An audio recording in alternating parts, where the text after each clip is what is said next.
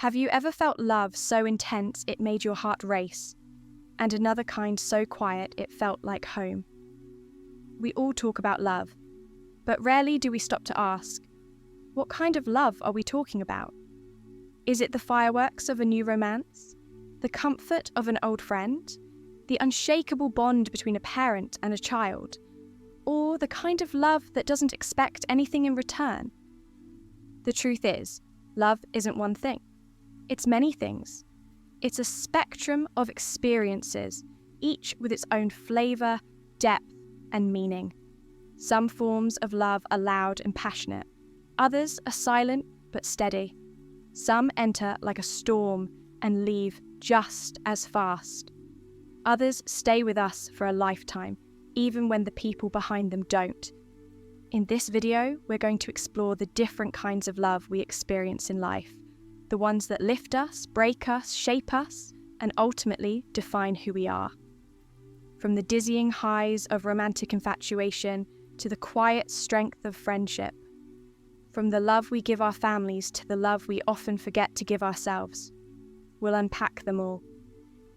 And by the end of this journey, you might see love not as one emotion, but as a language with many dialects, each teaching us something about what it means to be human. So, whether you're in love, out of love, healing, or searching, this is for you. Let's begin. Let's start with the kind of love most people chase first, Eros. This is the fiery, passionate love that makes your heart race and your mind daydream. It's the kind of love that fills movies, songs, and poetry. The love that feels like magic. Eros is often born from physical attraction and emotional intensity. It's the butterflies before the first kiss, the spark in a lingering glance, the thrill of a new connection. When we fall into this love, it can feel like the world narrows to just two people. Everything else fades into the background. But Eros, as powerful as it is, isn't always stable.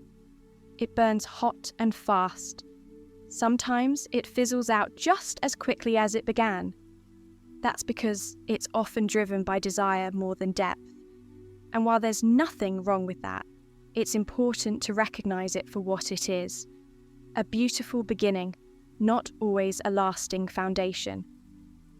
Still, Eros plays a vital role in our emotional story. It awakens us. It teaches us vulnerability. It reminds us that to truly love someone, we must be willing to risk being seen completely. Over time, if nurtured, Eros can evolve into something deeper. It can mature into Pragma, the enduring love we'll talk about later. But even if it doesn't last forever, Eros leaves behind memories, moments that remind us we're capable of feeling alive, desired, and connected. So, if you've ever felt consumed by love, like it lit a fire in your soul, that was Eros saying hello. Let's move to another kind of love, one that doesn't burn, it anchors. Not all love is fiery. Some love is calm, steady, and built slowly over time. This is Philia, the love of deep friendship. Unlike Eros, Philia isn't driven by passion or physical attraction. It's rooted in trust, shared experiences, and mutual respect. It's the kind of love where silence isn't awkward, where you don't need to impress each other, and where loyalty runs deeper than words. Philia is the friend who shows up when the world falls apart. It's the inside jokes that still make you laugh years later. It's late-night talks, honest advice, and a safe space where you can be your raw, unfiltered self. This love often grows in unexpected places, at school, at work, in a community. Sometimes it starts small, maybe over coffee or shared struggles. But over time, it forms a bond that can outlast romantic relationships and even family ties. Philia teaches us that love doesn't always need grand gestures. Sometimes love is just being there, listening, understanding, staying. In a world obsessed with romantic love, Philia is often overlooked. but ask anyone who's been through the highs and lows of life, and they'll tell you, it's these friendships that carry us through. They ground us. They remind us we're not alone. So if you have someone who checks on you, believes in you, and sticks around even when you're not at your best, that's Philia in action. And it's one of the most profound forms of love we can experience. Next, let's talk about the love that often begins the moment we're born and follows us through life's journey. Storge, the love of family. Before we ever understand what love means, we experience it, often in the form of Storge, the quiet but powerful love of family. Storge is the bond between parents and children, siblings and relatives. It's the love that feels natural, even automatic. It's not earned, it just is. It grows from familiarity, shared history, and an unspoken sense of belonging. Think of the mother who sacrifices sleep for her newborn, the older sibling who walks you home from school, the grandmother who always makes your favourite meal. These moments may seem small, but they're stitched together by love that runs deep and endures through time. Storge is patient, it's protective, and often it's the first love we ever know. It teaches us what it means to be cared for and accepted, long before we ever form friendships or romantic attachments. But just like any form of love, Storge isn't always perfect. Family relationships can be complicated. There can be wounds, silence, even distance. Yet, the foundation of Storge often remains, a quiet thread that connects us, even when life pulls us in different directions. In its purest form, Storge is unconditional. It's the kind of love that says, you don't have to earn my love. I give it simply because you are mine. And when this love is strong, it gives us a sense of safety in a world that can often feel uncertain. So, whether it's the family you were born into or the one you chose, Storge reminds us that we all need a place where we can simply be, and still be loved. Now, let's explore a love that transcends relationships and speaks to something even greater. Agape, selfless, unconditional love. If every other kind of love is about connection, Agape is about compassion. This is selfless, unconditional love, the kind that gives without asking, forgives without limit, and loves without expecting anything in return. Agape is rare, but when you see it, you never forget it. It's the stranger who jumps into a river to save someone else's child. It's the volunteer who shows up every weekend just to help those in need. It's the love that drives someone to care for a sick partner long after words and memories fade. In many traditions, Agape is seen as divine love, the love of God for humanity, the love we're called to show others, not because they deserve it, but because they're human, flawed, fragile, and worthy all the same. Agape is powerful because it asks us to rise above our ego. It's not about how someone treats us. It's about who we choose to be in response. It's the love that sees the humanity in someone, even when they can't see it in themselves. And in a world where love is often traded like a transaction, I'll love you if you love me back, Agape breaks the mold. It says, I love you, even if you don't love me, even if you never repay me, even if no one ever sees this act of love but me. Of course, living in Agape isn't easy. It requires strength, humility, and grace. But it's also the most transformative kind of love there is, because it doesn't just change others, it changes us. Next, we shift from the deep to the light-hearted, from the selfless to the spontaneous. Let's talk about Ludus. Playful, flirtatious love. Not all love has to be deep and serious. Sometimes love dances, it flirts, it laughs. That's Ludus, the playful, light-hearted kind of love that lives in the moment. Ludus is the spark in someone's eyes when they tease you. It's the butterflies from a casual flirtation. It's the way young lovers joke, touch, and laugh without overthinking where it's all going.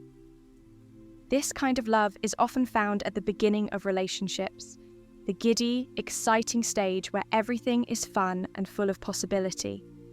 There are no heavy commitments, just joy in each other's presence. But Ludus isn't limited to romance. It can also be the silly banter between close friends, or the spontaneous affection between two people who don't take themselves too seriously. It reminds us that love doesn't always have to carry weight. Sometimes it can just feel light. That said, Ludus can be misunderstood. Because it doesn't demand emotional depth, it can be mistaken for superficiality or even manipulation when not handled with care. But when mutual respect and clarity are present, Ludus adds something beautiful to our emotional lives. It keeps things fresh, fun, and alive. Think of it as the laughter that follows the kiss, the inside joke during a serious moment, or the joy of dancing together for no reason at all. We need Ludus, especially in long-term relationships. It helps us not take life too seriously. It brings youth back into love, even when the years keep moving forward. Next, we'll shift to a love that often comes with age, experience, and intentional commitment. A love that endures through storms and seasons. Pragma, enduring love. If Eros is the spark, Pragma is the steady flame. Pragma is enduring love, the kind that survives time, trials, and transformation. It's not about grand gestures or fleeting passion. It's about showing up, again and again, even when it's hard. This is the love of long-term commitment. The couple who's been together for decades and still holds hands. The partners who have grown together, not apart. The ones who choose each other, even after life changes them. Pragma is built, not found. It requires patience, communication, forgiveness, and above all, effort. While romantic love often begins with emotion, Pragma is a conscious decision, a daily act of choosing to love. It's waking up next to someone after years, knowing their flaws and scars, and loving them not despite them, but because of them. It's staying through the mundane, the messy, and the moments that don't feel like fairy tales. In a world that glorifies instant gratification, Pragma reminds us of the value of loyalty, resilience, and growth. It teaches us that love doesn't stay the same, it evolves. And when nurtured, it deepens into something far more meaningful than anything a honeymoon phase could offer. Pragma isn't flashy. It doesn't always feel exciting. But it's the kind of love that builds families, endures loss, and stands the test of time. It says, I choose you, not just today, but tomorrow and the day after that. And in the end, isn't that what most of us are really looking for? But there's one last kind of love we often forget, yet it's the foundation for all the rest. Let's finish with the love that begins with you. Philautia, self-love. Before we can fully give love or receive it, we must first understand how to love ourselves. This is Philautia, the love of self. Now, let's be clear. Self-love isn't arrogance. It's not ego or vanity. True Philautia is rooted in self-respect, self-awareness, and self-kindness. It's knowing your worth, setting boundaries, and treating yourself with the same compassion you offer others. Without Philautia, the other kinds of love can become imbalanced. We might stay in toxic relationships, overextend ourselves for others, or rely on external validation just to feel okay. But when we cultivate self-love, we build a strong foundation that supports healthier connections across the board. Philautia is choosing rest when you're exhausted. It's forgiving yourself for mistakes instead of punishing yourself. It's speaking to yourself with care, not criticism. It's understanding that you are enough, even as you strive to grow.